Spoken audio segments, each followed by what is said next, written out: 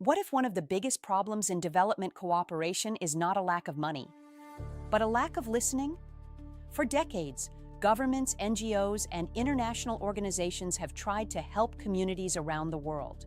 But sometimes, despite good intentions, projects fail. Why? Because we often arrive with solutions before we understand the problem. Development expert Ernesto Sirolli once shared a powerful story from his early work in Africa. In the 1970s, a group of Italian aid workers arrived in Zambia with a mission: teach local farmers how to grow vegetables. They brought Italian seeds, tomatoes, and zucchini, and began cultivating them in a fertile valley near the Zambezi River. The crops grew beautifully. The tomatoes were large and healthy. Everything seemed like a success. But one night, something unexpected happened.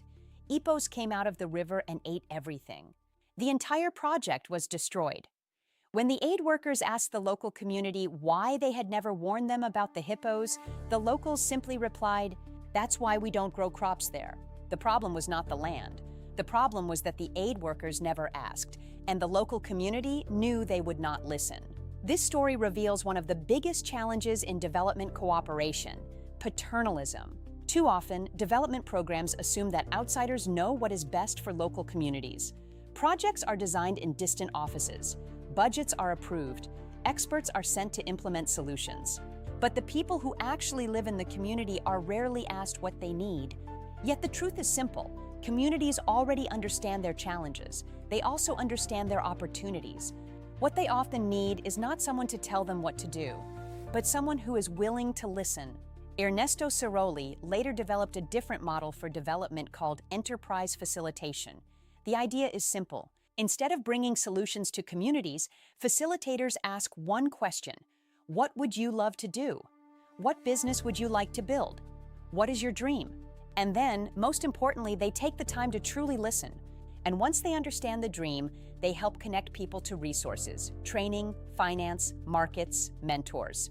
In this model, development is not imposed from the outside. It grows from within the community. This lesson is more important than ever. Every year, billions of dollars are invested in development cooperation. Some projects succeed, others fail. But the most successful projects share one thing in common: they are built with communities, not for communities. True development is not about delivering projects. It is about empowering people. So the next time we think about helping others, we should remember one simple principle: before designing a solution, before launching a project, before spending money, first, listen, because the people closest to the problem often have the best ideas for solving it. Follow Development Cooperation for more insights on how global development really works.